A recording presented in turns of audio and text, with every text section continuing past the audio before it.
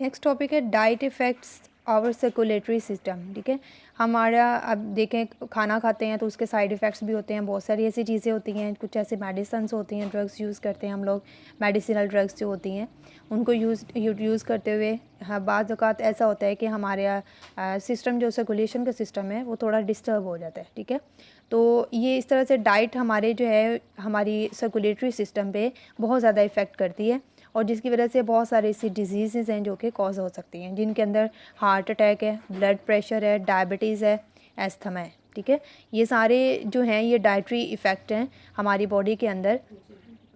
इनके अंदर सबसे पहले अगर हम हार्ट अटैक करें तो इसका सेकंड नेम इज़ द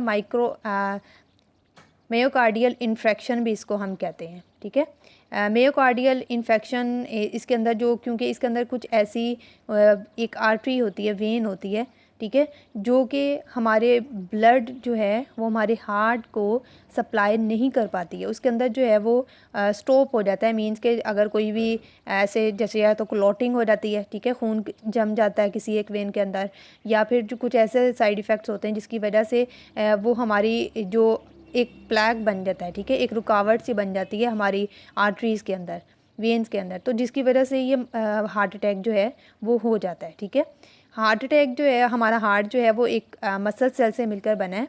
ये सेल जो होते हैं just like other sales in the body must receive oxygen and the food through out the circulatory system. ठीक है, हमारे ये जो डिफरेंट ऑक्सीजन जो है वो कैरी करते हैं, ठीक है, रिसीव करते हैं फूड, इसके अलावा हमारी throughout the circulatory system जो है वो ट्रांसपोर्ट की जाती है।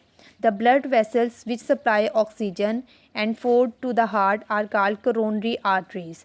ऐसी आर्टरीज या ऐसी ब्लड वेसल्स जो कि हमारे हार्ट को फूड और ऑक्सीजन प्रोवाइड करते हैं उनको हम कहते हैं कोरोनरी आर्टरीज। ठीक है, heart substance called plaque can build up in the walls of coronary.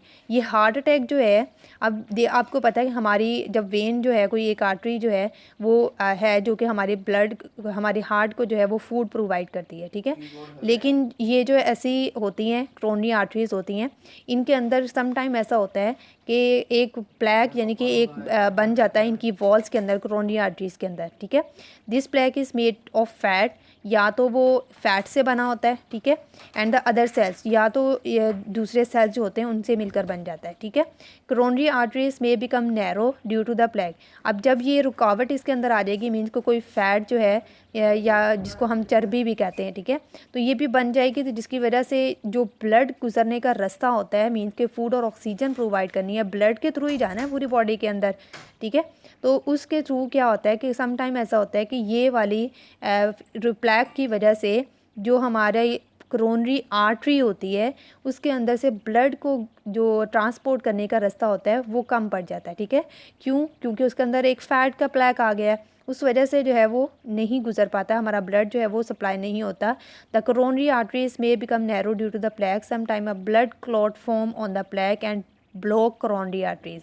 Some time ऐसा होता है कि ब्लड जो है वो उसके अंदर जमा हो जाता है, ठीक है, खून का एक जिसको क्लॉट कहते हैं, खून जम जाना। ठीक है, तो ये इसकी वजह से कोरोनरी आर्टरी जो है वो बंद हो जाती है। Due to this the blood can not reach a part of the heart, जिसकी वजह से किसी भी एक पार्ट के जो हमारा हार्ट का होगा उस तक जो है वो ब्लड सप्लाई नहीं हो पाता। This part of heart begins to die due to the lack of oxygen and the food, जिसकी वजह से वो उतना पार्ट, फॉर एग्जांपल अगर इतने पार्ट के अंदर जो है वो नहीं गई है तो ये इतना पार्ट जो है ये डैमेज हो जाएगा, ख़त्म हो जाएगा। ठीक है, the death of a part of heart is called heart attack और द मायोकार्डियल इन्फेक्शन भी इसको हम कहते हैं। If too much heart muscles die, अगर बहुत ज़्यादा मसल जो हैं वो डाई हो जाएं, the heart is unable to pump the blood and the person could die. अगर ये पूरे का पूरा या ज़्यादा पार्ट जो है वो डैमेज हो जाए तो हमारा जो ब्लड है वो ट्रांसपोर्ट नहीं हो पाएगा, जिसकी वजह से हमारा पूरा हार्ट जो है वो डाई हो सकता है और पर्सन की डेथ हो सकती है।